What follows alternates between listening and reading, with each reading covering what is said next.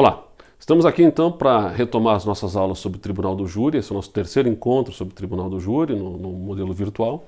E no nosso último encontro eu finalizei a análise da estrutura, o início do julgamento no plenário do Tribunal do Júri, quando se dava o sorteio dos jurados para compor o conselho de sentença com o número de 7 jurados. Eu estava indicando para vocês, naquele momento final da aula passada, que cada uma das partes pode recusar até 3 jurados sem dar o motivo. E eu disse também naquela aula que pode acontecer de que eu tenha situações de impedimento, de suspeição ou de incompatibilidade com os jurados. Bom, e aí acabam que muitas vezes podem ocorrer situações em que eu não tenha número suficiente de jurados para realizar o júri. Pode acontecer, por exemplo, de eu ter um caso concreto em que eu tenha mais de um réu. Tenho mais de um réu com defesas conflitantes entre si.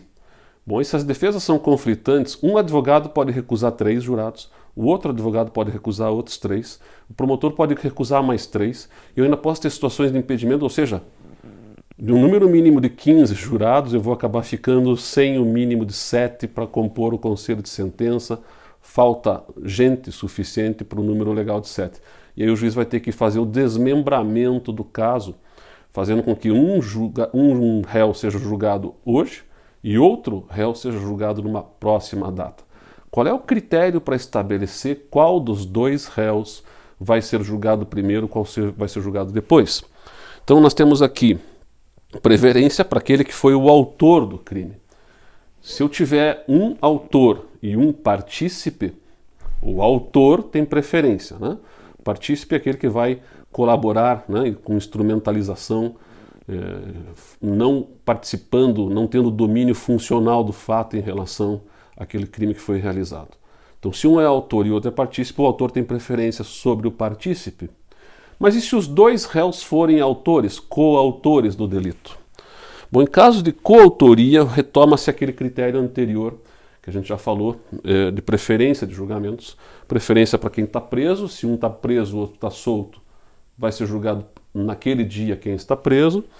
E se os 2 estão presos, aquele está mais tempo na prisão. E se estiverem também em igualdades de condições, aquele que foi pronunciado antes. Mas pode acontecer de ser tudo igual, né? Os 2 estão presos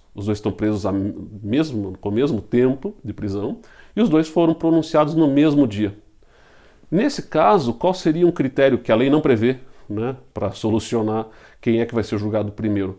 Talvez aqui, nesse momento, o primeiro critério mais conveniente seja aquele de estabelecer quem deu causa à separação. Quer dizer, eu estava indo com os jurados sendo aceitos, né, e de repente vem um advogado e diz, mas eu recuso. E ao recusar aquele faltou o número legal. Bom, quem deu causa, então, à falta do número legal de 7 para compor o conselho de sentença foi a defesa do réu tal. Então, este réu será julgado posteriormente. Pode ser um critério melhor do que a idade num primeiro momento, né? Quem também trabalha nessa linha é o Eugênio Pacelli de Oliveira, grande doutrinador de processo penal. Então, acho que aqui é interessante essa sugestão do Pacelli, com a qual estou de acordo. E aí, se não for possível distinguir, a situação pode caminhar para a questão etária como um último critério. Tá legal? Bom, formado o conselho de sentença, de acordo com a lei, o juiz vai exortar os jurados que vão levantar, né, a jurarem sobre o seguinte texto que ele, juiz, lerá aos jurados. Em nome da lei, concito-vos a examinar esta causa com imparcialidade e a proferir a vossa decisão de acordo com a vossa consciência e os ditames da justiça. Aí os jurados, que vão ser chamados nominalmente, um a um, né, dirão assim eu prometo, assim eu prometo. Quer dizer, neste momento, o que acontece ali? Nesse momento, os jurados passam a ter poder. Eles não tinham poder até um minuto anterior, passam a ter poder jurisdicional naquele momento em que assumem o compromisso legal. É como se caísse, aspas, um raio na cabeça de cada jurado e disse, a partir de agora você tem poder, meu amigo. A partir de agora você é juiz e tem poder jurisdicional. Será entregue aos jurados uma cópia da decisão de pronúncia, a cada jurado é entregue uma cópia, e também um relatório do processo. É diferente do modelo até 2008, onde o juiz fazia a leitura do relatório, então agora ele entrega uma cópia para cada jurado da decisão de pronúncia e do relatório, que vai explicar aos jurados que o júri não começou ali naquele momento, né, para eles entenderem porque o rito já vem sendo desenhado há algum tempo, teve toda uma instrução preparatória, quer dizer, as coisas não começaram a acontecer ali naquele momento. Para chegar ali, muita coisa aconteceu antes. Então o relatório tem essa finalidade de ilustrar os jurados a respeito de tudo aquilo que já ocorreu até aquele momento. Bom, instrução em plenário.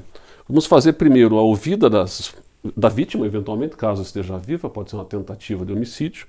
As testemunhas, sempre observando a ordem, né? Primeiro testemunhas do Ministério Público, depois as testemunhas de defesa, né? Sempre nessa sequência. Interrogatório do réu ao final. A forma de inquirir as testemunhas no rito do júri difere um pouquinho da regra geral para os ritos comum, ordinário e demais, prevista no artigo 212 do Código de Processo Penal. Porque normalmente se inquire a testemunha, a parte inquire diretamente a testemunha e ao final o juiz complementa, né? Caso não tenha entendido alguma coisa. Por um lapso do legislador, por um equívoco até do legislador, ficou a regra da forma de inquirição das testemunhas no júri equivalente ao modelo anterior a 2008, onde primeiro perguntava o juiz, depois perguntam as partes.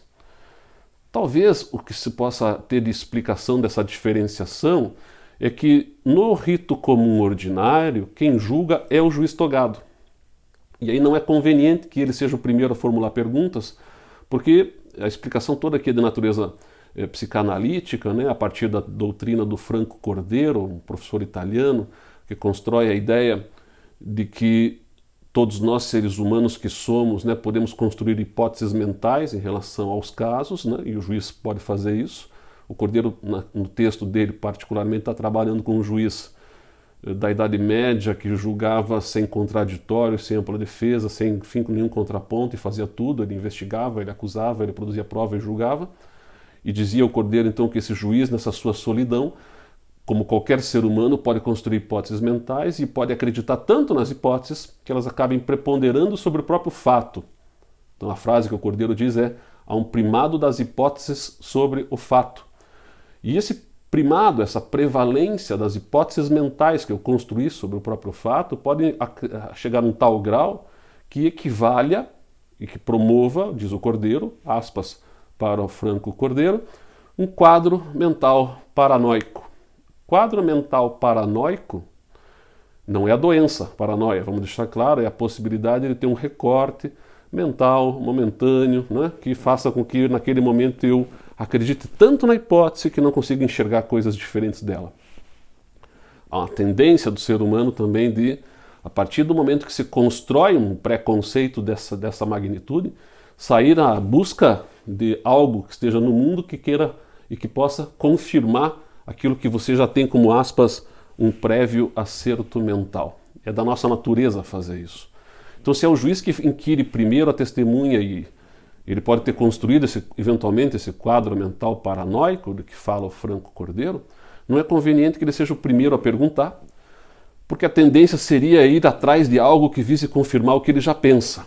Então, o adequado o que é? As partes é que formulem as perguntas, as partes é que moldem, né, aquilo que interessa ao caso a partir das suas perguntas e, eventualmente, ao final, aí se admite que o juiz complemente com alguma questão. Ele, juiz, não deve ser o principal protagonista da produção probatória para não conduzir o caso a partir de um possível quadro mental paranoico, até porque ele julga. Só que no júri não é ele que julga, então talvez isso explique a diferença de trato, né? Quem julga no júri são os jurados, o povo. Então não teria muito problema entre, aspas, aqui do juiz fazer as perguntas primeiro ou depois. De qualquer forma, né? Eu imagino que vocês estejam acompanhando essas interpretações que os tribunais dão para essas matérias. O Supremo Tribunal Federal tem entendido, mesmo lá no artigo 212, mesmo no rito comum ordinário, que a inversão dessa forma de inquirir primeiro não geraria uma nulidade, ou quando muito geraria uma nulidade relativa, que a parte teria que indicar onde é que ficou o prejuízo e tal. Então o Supremo tem entendido que não se trata de uma situação de nulidade absoluta, mesmo que eu inverta e mesmo no rito comum ordinário.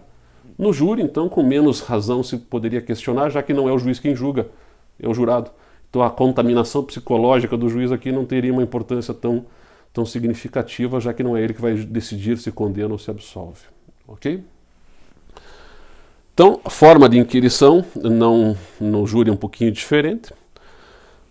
E aí vamos para os debates orais, né? Encerrada a instrução em plenário, os jurados podem fazer perguntas também, é importante deixar claro isso, né? Só que eles fazem perguntas através do juiz. O jurado sugere a pergunta ao juiz, o juiz reformula para a testemunha e para o próprio réu. Nesse momento tem que ter muito cuidado o jurado na forma pela qual ele vai transmitir a pergunta, para não deixar transparecer o que vai à cabeça dele, jurado, né? Não pode, como jurado, antecipar um juízo de valor. Se eu fizer isso, eu quebro a incomunicabilidade e o júri teria que ser anulado. Então o juiz tem que alertar os jurados, inclusive, vocês podem fazer perguntas, mas tem que tomar muito cuidado na hora de fazer a pergunta, para que ela não transpareça o que você está pensando a respeito do caso desde já. Encerrado a instrução em plenário, vamos para os debates orais. 1h30 para cada parte, né? Mudou um pouquinho em relação ao rito anterior até 2008. Até 2008 eram 2 horas e depois mais meia hora. Agora o tempo total é o mesmo, só está melhor distribuído. É 1h30 para o Ministério Público falar, 1h30 para a defesa falar. Se o promotor entender necessário, ele faz uso da réplica por mais 1 hora. E, uma vez que fez uso da réplica, dá direito à defesa a fazer uso da tréplica por igual período, mais 1 hora. Então, Ministério Público sempre fala primeiro, defesa sempre fala por último, né? 1h30, 1h30, 1 hora de réplica, 1 hora de tréplica. Se for mais de um réu, acrescenta 1 hora em cada momento de fala. Então, ao invés de ser 1h30, 2h30, 2h30, 2 horas e 2 horas. Esse, basicamente, é a distribuição de tempo que nós temos nos debates orais. Detalhes importantes dos debates, né? Você tem a possibilidade do Ministério Público ir para a réplica, não é uma obrigatoriedade. Então, o Ministério Público falará por 1h30 e a defesa falará por 1h30. Feito isso, o juiz indaga ao Ministério Público se ele fará uso da réplica. Por quê? Porque a defesa, como ela fala por último, ela não tem um contraditório posterior ao que ela disse, a réplica serviria para estabelecer-se um contraditório em relação ao que a defesa disse por último. Então o Ministério Público vai avaliar e ele pode dizer não vou fazer uso da réplica. Agora, se não fizer uso da réplica, a defesa não terá direito à tréplica, porque ela só terá direito à tréplica se o promotor falou na réplica. De qualquer forma, a defesa sempre fala por último.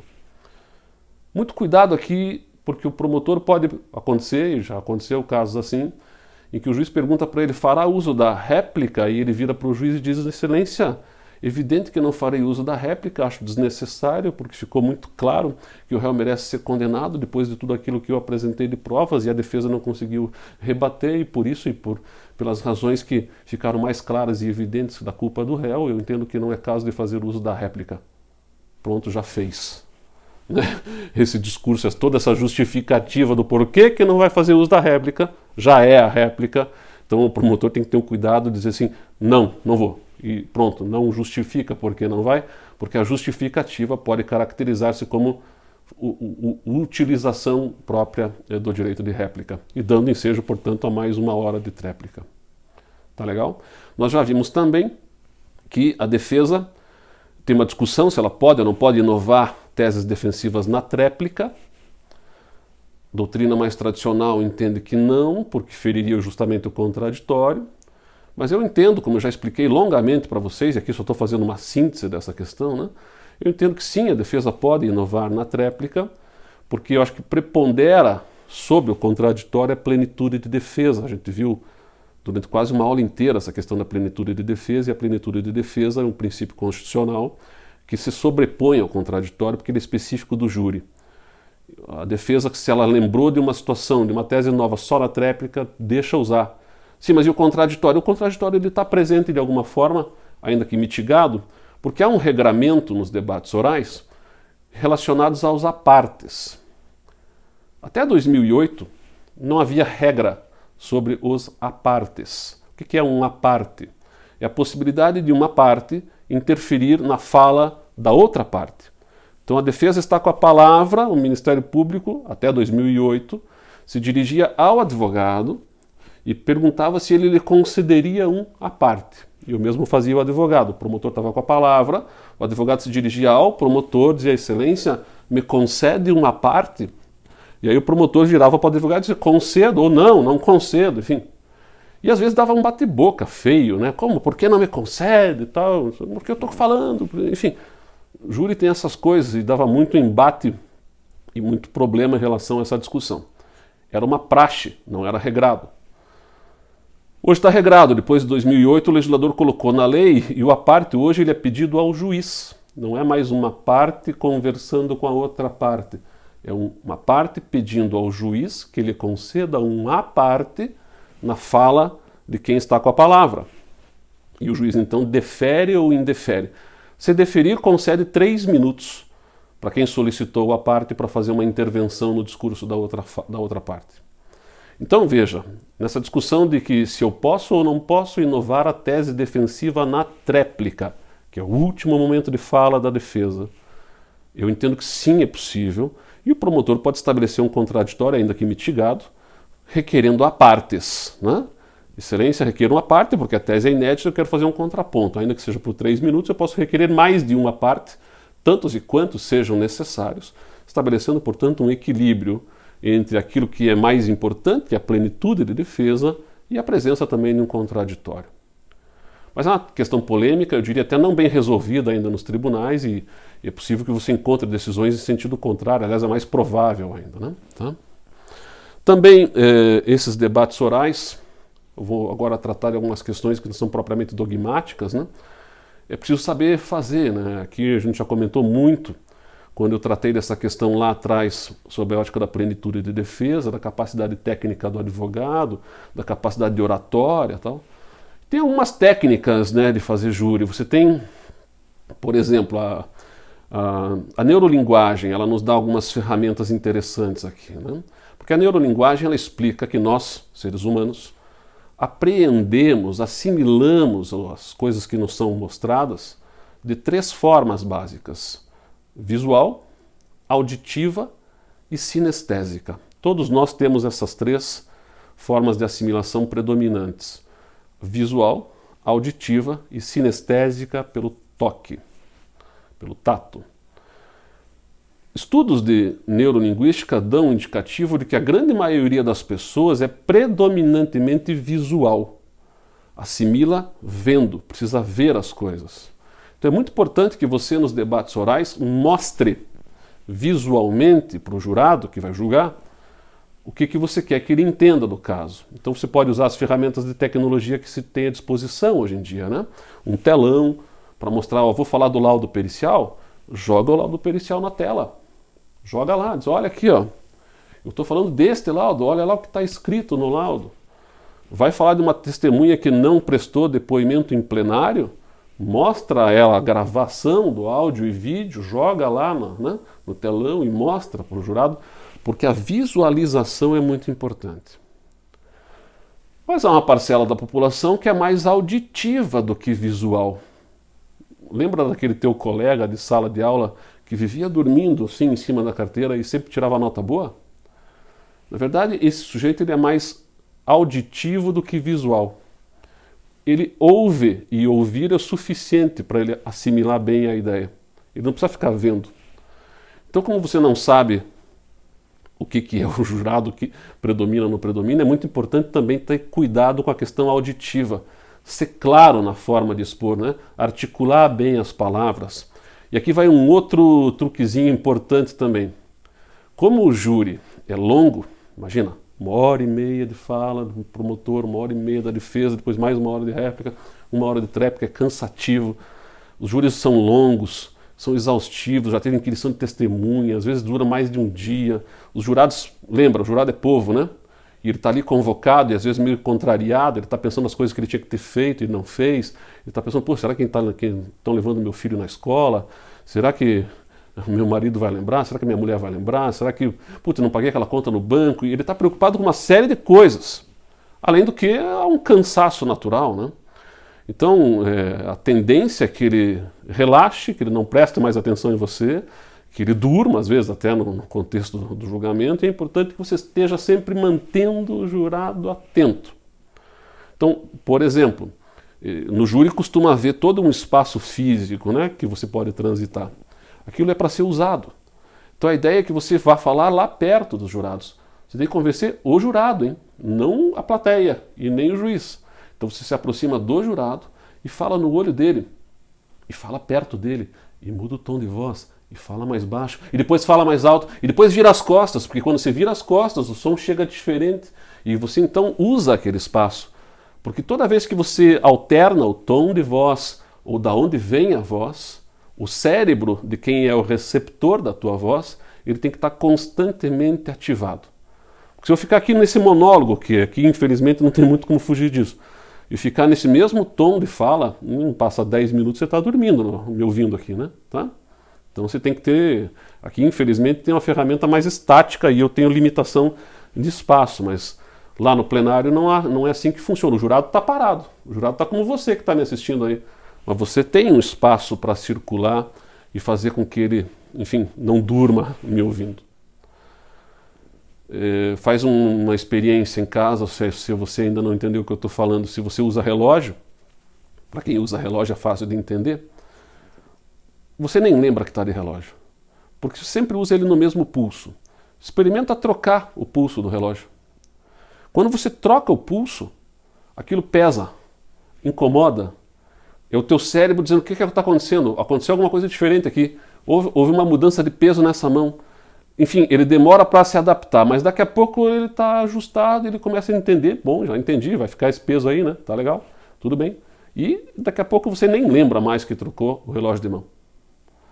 Então, guardadas as proporções, é o que acontece também. Se eu ficar sempre no mesmo tom, né? Sempre numa mesma fala, sempre numa mesma distância, aqui a tendência é que você durma. Por isso é importante alternar o tom da voz, virar de costas, fazer com que o teu som da voz chegue diferente, fazer alternar, baixar, olhar perto e tal. E tem aquele jurado que é sinestésico, ele precisa pegar. Todos nós temos um pouco disso, né? Basta lembrar assim, você imagina que você viajou para algum lugar, tirou fotografias, elas estão no teu celular, você vai mostrar para um amigo: olha aqui as fotos que eu tirei. Você mostra o celular para o colega diz: não, peraí, deixa eu ver, eu quero pegar na minha mão, porque na tua mão eu não consigo ver, tem que ver na minha mão. Ou esse cara é um cara sinestésico, né? Todos nós temos um pouco disso, né? Ou é aquele cara que está conversando com você, e a gente que usa gravata tem essa experiência volta e meia, né? O cara está conversando com você e ele começa a arrumar a tua gravata, ele começa a mexer na tua, como que diz: pô, cara, dá licença. O pega não fica pegando no teu braço, ele precisa pegar em você para conversar com você. Esse cara é sinestésico. Ele vai assimilar melhor pegando. E aí como é que faz? A tua ideia é cercar as três formas, né? O auditivo, o visual e o sinestésico. Então se você puder imprimir, por exemplo, porque hoje tudo é virtual, né? O processo é eletrônico, né? Se você puder imprimir as provas que te interessam, por exemplo, um laudo pericial. Você tem ele impresso, você tem ele mostrado no telão, e você entrega na mão do jurado uma cópia do laudo, para que ele possa pegar na mão dele. E tem jurado que só quando pega é que finalmente diz: ah, entendi. Olha aqui, tá aqui mesmo. É verdade. Então, o júri, essas coisas não estão nos manuais, né? Mas são detalhes importantes que você tem que estar atento aí para que o debate seja mais frutífero, para desenvolvimento da tua tese e convencimento de um leigo. Não esqueça que você é um técnico conversando com um leigo, né? Então você tem que organizar a distribuição de tempo, ser didático, ter boa oratória, né? Não ficar falando de forma rebuscada, alternar o tom de voz, usar do espaço que existe físico para circular, chamar a atenção do jurado e, de preferência, fazer o fecho do discurso, que é o que a gente chama de peroração, de forma a comover o jurado. Isso aqui é bastante importante. O fecho do discurso é fundamental. O jurado, depois que você fala, ele vai para a sala secreta para decidir. E o que vai ficar na cabeça dele? O que ele vai lembrar de todas aquelas horas de fala? Ele vai lembrar aquilo que tocou no emocional. A gente tende a esquecer aquilo que não toca no emocional e tende a lembrar aquilo que te toca no emocional. Então, mexer com a emoção é importante, principalmente no fecho do discurso. Então, recomenda-se até que não se faça de forma muito improvisada. O ideal é que você pegue, por exemplo, uma poesia, uma música, alguma coisa que ajuste ao caso, e tem muito material hoje, né? Tribunos de júri tem que ler muita coisa que não seja jurídica, tem que ler muita poesia. Eu, quando fazia júri, tinha, não só por isso, mas também porque gosto, mas a gente acaba casando as duas preferências, né? A oratória do júri com poesias, e você tinha eu tinha poesias selecionadas que às vezes encaixavam em determinados casos, porque aí o jurado saía, pô, doutor, o que o senhor falou, aquela poesia, ali eu entendi. Então é importante ter esse cuidado de fazer o fecho, a peroração, de forma que toque no emocional. Se você é Ministério Público, você tem um problema adicional. A tua fala ficou lá atrás, né? Tem 1h30 de fala da defesa, para o jurado lembrar da tua, meu amigo, é muito difícil. Então tem que caprichar aqui na questão da peroração, para que mesmo que 1h30 de fala em sentido contrário vá distanciando a memória da tua fala, aquele pedaço que tocou no emocional fique marcado e o jurado possa lembrar de você, da tua tese, né, lá na sala secreta. Tá legal? Em síntese, são estratégias de atuação em plenário durante os debates orais, que eu acho que são interessantes para você, claro, experimentar e aprimorar na tua atividade profissional depois. Bom, durante os debates também tem algumas coisas que são importantes. É proibido, né, é vedado fazer referências como argumento de autoridade à decisão de pronúncia, ao uso de algemas, ou se o réu estiver algemado em plenário, né, que é a súmula vinculante número 11 do Supremo, acabou dizendo que a regra é não estar algemado. Inclusive foi num caso de júri que o Supremo entendeu que o uso da algema influenciaria psicologicamente os jurados. É uma tese difícil de assimilar assim na plenitude, essa tese do Supremo, porque estou partindo do pressuposto que a algema se sobrepõe às provas, né? O jurado está condenando só porque estava com a algema. Ou tem casos que o próprio Supremo diz que tem que ficar algemado, se for imprescindível para a segurança, houver risco concreto de fuga. Bom, então aquele réu que está algemado tem mais prejuízos do que outro que não está algemado. É um argumento questionável esse que o Supremo usou, mas é o argumento que ele prepondera para anular, inclusive, processos, né, se não houver uma justificativa do porquê que ele ficou algemado. De qualquer forma, nos debates eu não posso invocar o fato de ele estar algemado como um argumento de autoridade. Não posso chegar no plenário e dizer assim, como promotor: senhores jurados, vejam aqui, a periculosidade do réu é de tal forma enorme que ele está algemado. Ele não está algemado à toa. A regra é que ninguém fique algemado. Excepcionalmente ficará algemado quando for perigoso. Esse réu é perigoso. Esse tipo de argumento eu não posso usar. Também não posso fazer invocações relacionadas ao direito ao silêncio e nem à ausência do réu durante o seu interrogatório, a não presença física dele no plenário. Como quem diz, olha aí o réu, hein, nem veio para o júri, quer dizer, não está nem aí, um desinteressado. Esse tipo de argumento não cabe. Olha, senhores jurados, os senhores viram quando o réu ficou quieto no interrogatório? Pois é, senhores jurados, lembrem, né, quem cala consente. Não posso fazer esse tipo de argumentação, o júri é nulo se isso for invocado. E eu também não posso invocar a decisão de pronúncia como argumento de autoridade, como quem diz assim, olha, senhores jurados, até o juiz entendeu que era caso de vir aqui, olha aqui que eu vou ler para vocês, ó. Até o juiz. Não. Porém, se admite que eu leia trechos da pronúncia. Nós temos vários julgados no STJ que entendem que a leitura, sem essa retórica argumentativa de invocar como que diz, olha aí o juiz que está dizendo, não sou eu, é o juiz, tal, sem fazer esse tipo de referência, mas lendo um trecho, que às vezes interessa para discutir alguma questão, não gera nulidade. A leitura desapaixonada, não feita de forma a querer invocar a decisão como sendo ela própria aquilo que provaria a culpa do réu. Não. Aí não dá. Então, usar como leitura sem invocação de argumento de autoridade, sim. Usando como argumento de autoridade, não. Também é proibida a leitura de um documento ou a exibição de um objeto que não tenham sido juntadas com 3 dias úteis de antecedência. Se você quiser usar um documento que não esteja no processo, ou um objeto que não esteja no processo, mas que você vai usar no plenário, você tem que fazer a juntada dele com, no mínimo, 3 dias úteis de antecedência em relação à data de julgamento. Se não fizer isso, não pode chegar no dia do julgamento e dizer, olha aqui, Eu vim aqui mostrar para os senhores as reportagens lá da época, olha aqui o que disse o jornal, tal. Não pode. Eu posso até usar jornais, eu posso usar reportagens de mídia, desde que eu faça essa juntada prévia. Tá? Desde que eu faça essa juntada prévia com 3 dias de antecedência para permitir que a outra parte tenha condições de contrapor argumentos, de trazer contra-argumentação. Eu posso, no entanto, usar um recorte de jornal que não tem nenhuma relação com o caso? Até posso. Por exemplo, um dos argumentos que costuma se usar muito, a defesa costuma usar muito, é que as penitenciárias estão abarrotadas, as penitenciárias são escolas do crime. Eu poderia, por exemplo, como promotor, levar recortes de jornal, decisões, enfim, que tenham relação com a superlotação das penitenciárias no estado do Paraná, por exemplo, dizendo, olha, essa realidade que o advogado está pintando é uma realidade que aqui no Paraná não é verdadeira. Olha aqui o que está acontecendo aqui no Paraná, nós não temos superlotação. Enfim, uma possibilidade de eu usar um documento, mesmo sem ter juntado ele com 3 dias de antecedência, porque ele não tem relação nenhuma com o caso em si. Ele tem relação com questões outras que não aquele caso. Aí é possível. Tá legal? Bom, encerrados os debates em plenário, o juiz indaga se os jurados estão satisfeitos, se querem algum esclarecimento adicional de uma testemunha, é possível fazer alguma diligência, inclusive externa, até suspender o júri, se for, olha, não ficou claro uma questão pericial, tal.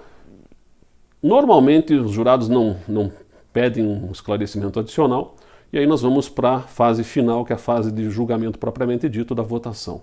Antes, no entanto, ainda em plenário, o juiz lê de forma pública os quesitos, as perguntas que ele fará aos jurados na sala secreta e pergunta às partes se estão de acordo com aqueles quesitos e com a redação que está ali colocada. Esse é o momento de você, como parte, se insurgir quanto à forma, quanto ao conteúdo das perguntas e quanto às perguntas em si. Dizer, olha, ficou faltando uma pergunta aí, olha, essa pergunta está mal formulada, né? Porque há todo um cuidado que se deve ter na estruturação dessas perguntas. O código traça uma ordem, a gente já vai ver qual é essa ordem de formulação das perguntas, e uma forma de perguntar também. As perguntas têm que ser feitas em afirmações, em estruturas afirmativas, proposições afirmativas e não negativas, porque senão dá confusão. Veja, são perguntas. Os jurados terão condições de responder essas perguntas de que forma? Cada jurado tem nas suas mãos 2 cédulas opacas e dobráveis.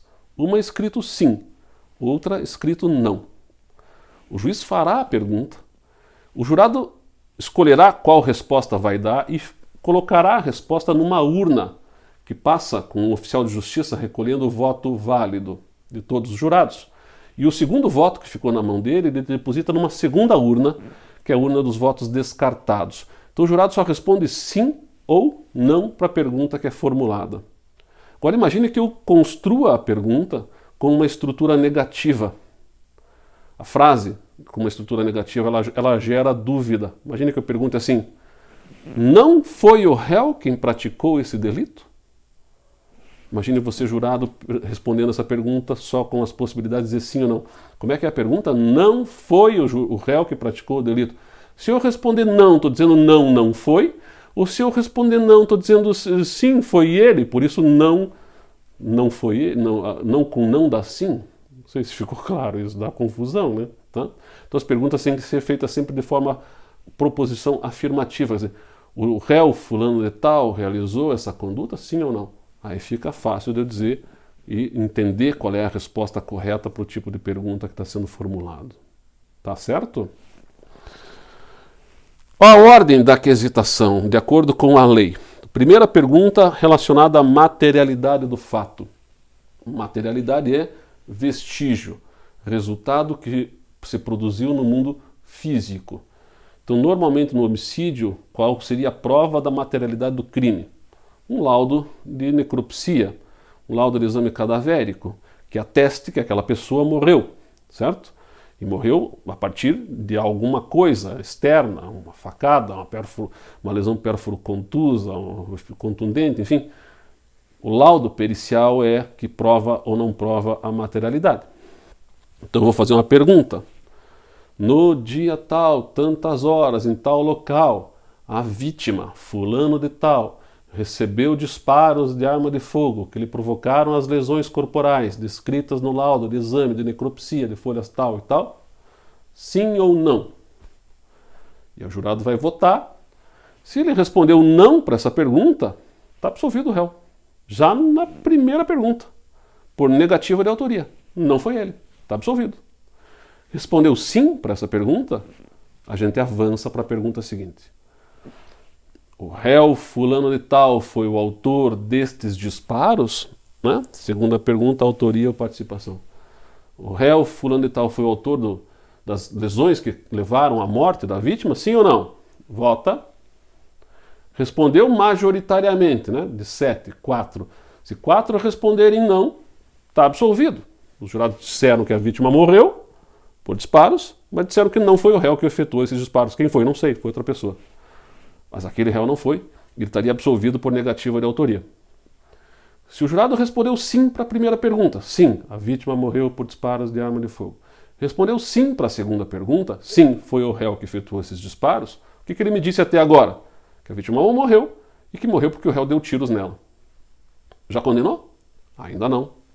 Eu tenho que fazer uma terceira pergunta, que está aqui do jeito que está na lei, aspas, o jurado absolve o acusado? Dentro desta pergunta estão aglutinadas todas as teses de defesa que possam gerar absolvição, menos aquela da materialidade de autoria, que vieram antes. Então, legítima defesa, todas as excludentes, né, de ilicitude e tal, elas estão presentes aqui, nesse momento. É uma simplificação que fez o legislador em 2008 em relação ao rito anterior. O rito anterior ele era uma série de quesitos para cada tese, eram desmembrados, era bastante trabalhoso, era cansativo, o jurado não entendia, ele tinha que responder questões técnicas muitas vezes, tal, e o legislador entendeu pela simplificação.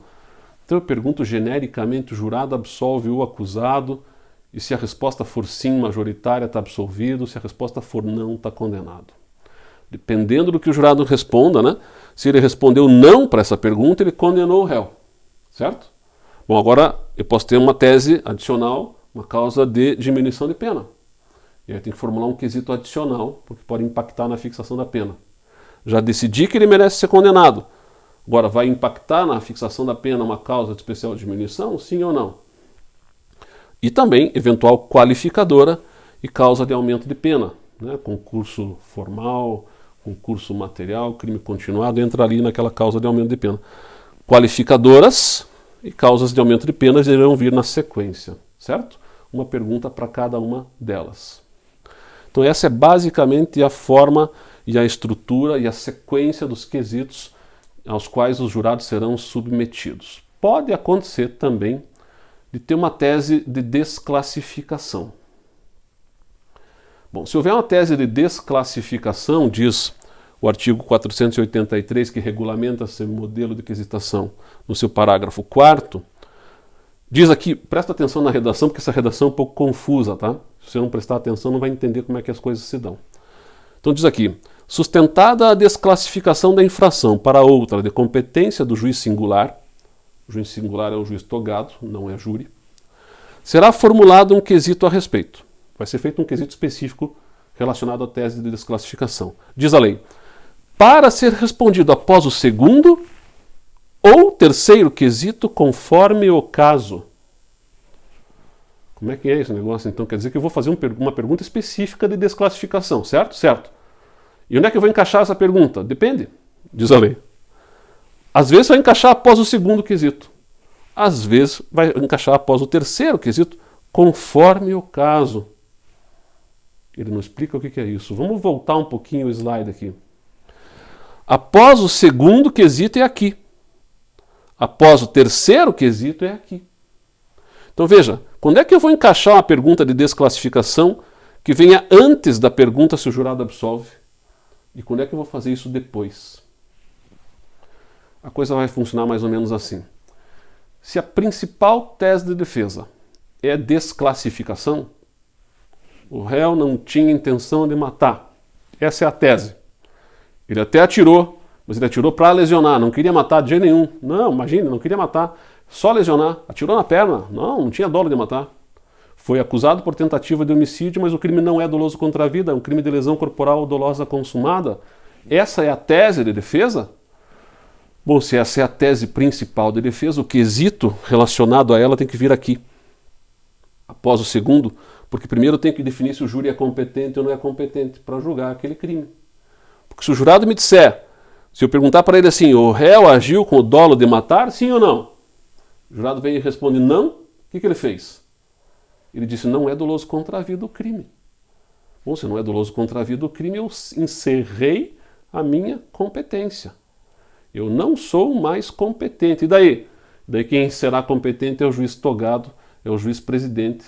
É ele que vai definir, inclusive, se tem ou se não tem um crime. E é ele que vai definir, inclusive, que crime que é. Porque veja, o que o jurado diz? Quando eu pergunto assim, ó, o réu agiu com o dolo de matar e o jurado diz não, o que ele está dizendo? Que não houve dolo de matar. Que crime que foi? Não sei. Como assim não sei? Não sei. Pode ser um homicídio culposo, pode ser uma lesão corporal seguida de morte. Eu não sei.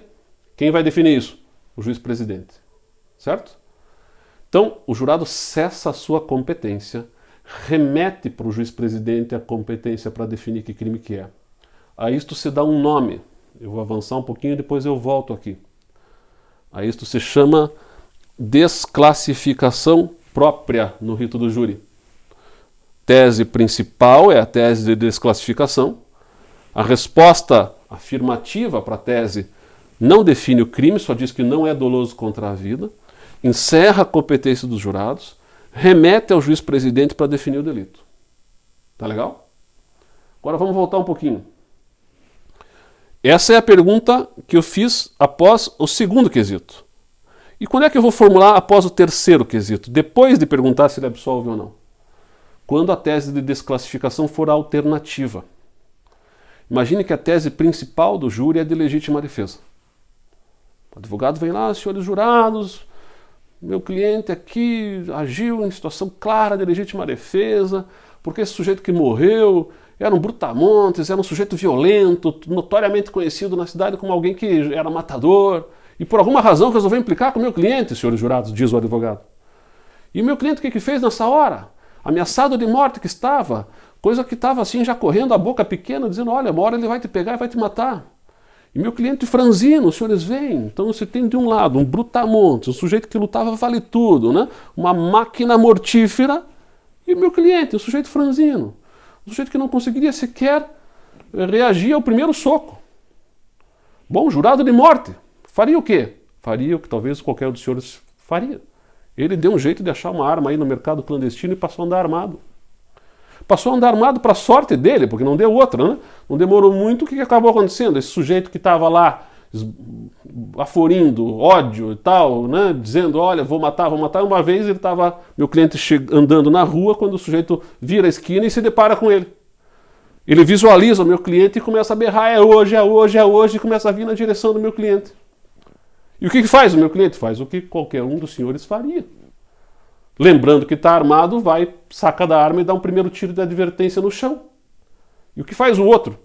Nem pisca e vem alucinado, e vem na direção, e o meu cliente dá um segundo tiro. Pega na perna. E o que diz? E faz o sujeito? O sujeito dá uma trupicada, mas vem. E o meu cliente faz o quê? Então ele descarrega o resto da arma e cessa a agressão que estava para se concretizar. Agressão injusta e iminente. Reagiu a uma agressão injusta e iminente usando dos meios necessários, porque no braço não conseguiria reagir, e agindo moderadamente. Exemplo clássico de legítima defesa. Ele deve ser absolvido. Caso clássico de legítima defesa, diz o advogado. Então qual é a tese? Legítima defesa. Fala isso e senta. O promotor vem para a réplica. O promotor vem para a réplica e diz assim, olha, senhores jurados, os senhores acabaram de ouvir o advogado, sustentando aí uma tese de legítima defesa. E como é próprio de bons advogados, né, como é o doutor, ele se desempenhou bem, veio aqui e quase me convenceu, não me convenceu porque eu tenho acesso ao processo. Talvez tenha convencido os senhores pela retórica, mas vejam bem, o que está dizendo o advogado? Eu vou dar de barato a tese dele, né? Vamos começar em cima da tese dele. Então quer dizer que o sujeito vinha para agredi-lo? e ele deu um primeiro tiro de advertência, ele não cessou, e deu um segundo tiro e pegou na perna e não cessou, e deu um terceiro tiro. Onde é que pegou esse terceiro tiro? Você vai me dizer como é que eu vou saber? Eu sei onde é que pegou, porque eu tenho um laudo pericial aqui. Veja, levando em conta a fala da defesa, se o primeiro tiro que pegou na perna, e confere no laudo, de fato tem uma lesão pérfuro-contusa na perna. Tem também uma lesão pérfuro-contusa no peito. Este foi o segundo tiro, segundo a narrativa da defesa. Por quê? Porque os outros 5 tiros foram na nuca a queima-roupa. Como é que eu sei? O laudo diz. O laudo diz que os outros 5 tiros foram dados na nuca a queima-roupa, como quem já está abatido, e eu descarrego a arma na cabeça do sujeito que já está no chão, tombado, morto, ou agonizante, prestes a morrer. E dou outros 5 tiros. Então veja, se havia uma agressão iminente, ela cessou no segundo tiro, que acertou o peito, porque os outros 5 tiros, a vítima já estava abatida, não estava mais em caminho, em direção à agressão desse réu que aqui se encontra.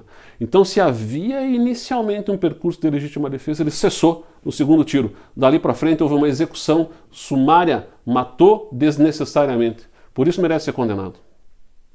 O promotor senta, vem o advogado para tréplica. Senhores jurados, reforço a ideia clássica de legítima defesa, reproduz toda aquela fala e diz assim, olha, o promotor está dizendo que houve um excesso. Veja, senhores jurados, não houve excesso. Como assim houve um excesso? A reação foi moderada diante do que se tinha nas circunstâncias do caso concreto. Como é que os senhores reagiriam? Os senhores calculariam? Os senhores ficariam medindo? Como é que eu vou fazer no calor do momento? Se coloquem na cena do crime. Imagine o sujeito vindo para cima de você, você dá um primeiro tiro, certo na perna, ele vem, o segundo tiro, tá? Você quer se livrar daquilo. Se ele deu 2, 3, 4, 5, 10 tiros, eu não sei quantos tiros ele deu. É o seguinte, havia uma agressão, ela estava para se concretizar e ele quis se livrar daquilo. Matou porque tinha que matar. O sujeito morreu porque naquela circunstância tinha que morrer. A legítima defesa, é clássica a legítima defesa.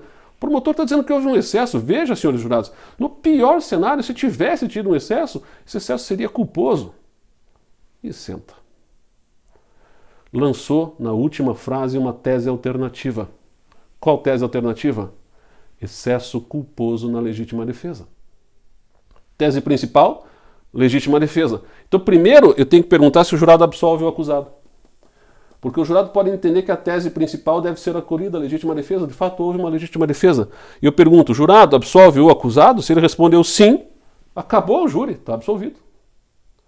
Se ele respondeu não, ele condenou o réu. Só que a defesa lançou, na última frase, uma tese alternativa. Excesso culposo na legítima defesa. Opa! Então eu tenho que fazer uma pergunta adicional. O réu se excedeu culposamente os limites da legítima defesa? Sim ou não?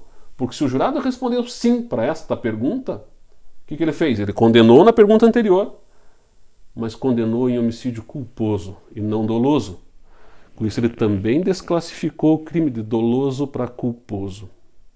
Só que veja, neste caso, o jurado, com a pergunta com a resposta, ela define o crime. Ao fazer a pergunta, o réu excedeu culposamente os limites da legítima defesa, e o jurado respondeu sim, ele já me disse que tinha condenado no quesito anterior e agora definiu que condenou no homicídio culposo. A isto se dá um nome. Vamos avançar. Desclassificação imprópria no rito do júri. Tese alternativa, como eu agora pontuei, define o crime, porque a pergunta conjugada com a resposta define o crime, e os jurados mantêm a sua competência para seguir votando eventuais crimes conexos. Porque eu posso ter um crime conexo ao doloso contra a vida, a gente já tratou desse assunto lá naquelas aulas presenciais. Então você tem aqui uma situação na qual eu não remeti, eu não cessei a minha competência e desloquei para o juiz presidente, eu mantive. Então há uma diferença entre desclassificação própria, em que eu cesso a competência, remeto para o juiz presidente definir qual é o crime, e desclassificação imprópria, que o jurado mantém a sua competência, define o crime, e se tiver mais coisa para votar, ele segue votando. Tá claro? Muito bem. O que mais que nós temos de importante aqui? Na sentença, quer dizer, definido o julgamento, né? Encerrou a votação, o juiz elabora a sentença, observando o que decidiram os jurados, ele não pode ser contrário ao que decidiram os jurados. Ele vai estabelecer, em caso de condenação, a fixação da pena. A gente tem aqui o que a gente chama de sentença subjetivamente complexa, né? Ela tem dois órgãos jurisdicionais com competências diferentes. O conselho de sentença, o jurado, define o mérito, condena ou absolve, o juiz-presidente fixa a pena. Artigo 59, circunstâncias judiciais, né, causas de aumento e diminuição. E agravantes, atenuantes, aumento e diminuição. As agravantes e atenuantes só vão constar da sentença se forem sustentadas em plenário. Isso é bastante importante, hein? Eu não faço perguntas para os jurados, como eu fazia até 2008, a respeito das agravantes e atenuantes. Eu não pergunto mais para eles. Causas de aumento e diminuição? Sim. Agravantes e atenuantes? Não. E o juiz leva em conta isso na fixação da pena? Sim, desde que tenha sido objeto de debate em plenário. Então é importante estar atento também para esse detalhe, certo?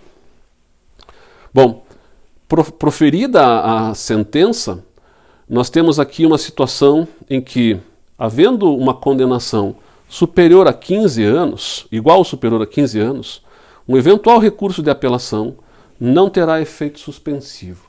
Isso veio com o novo pacote anticrime, né, a Lei 13.964 de 2019, vigente a partir de 23 de janeiro de 2020. Então é um detalhe bastante novo que você precisa estar atento também. Condenações no júri, apenas iguais ou superiores a 15 anos de reclusão, recursos de apelação não têm efeito suspensivo. Significa dizer o quê? Inicia o cumprimento da pena desde já. Só que a própria Lei 13.964, talvez até para evitar as decisões do Supremo que consideram inconstitucional esse tipo de execução, então, a própria lei já criou uma brecha dizendo o seguinte: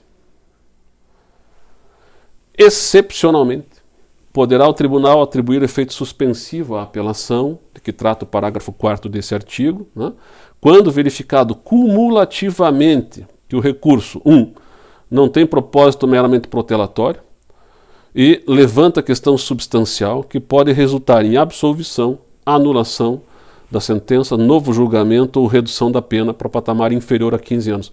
Ou seja, todos os objetos que são possíveis de serem discutidos numa apelação de uma decisão do júri. A questão fica meio assim: eu tenho um efeito suspensivo, mas se eu quiser não dar, não tem efeito suspensivo de regra, mas se eu quiser dar efeito suspensivo, eu dou.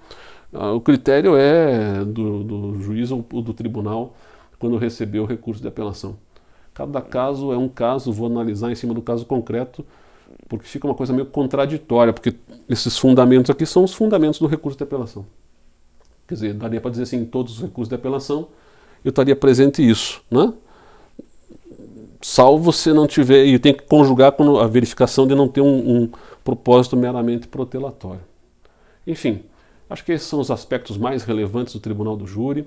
Como vocês viram, é um rito longo, são muitos detalhes, e eu estou à disposição para esclarecer eventuais dúvidas que vocês tenham pelos nossos canais de comunicação na universidade.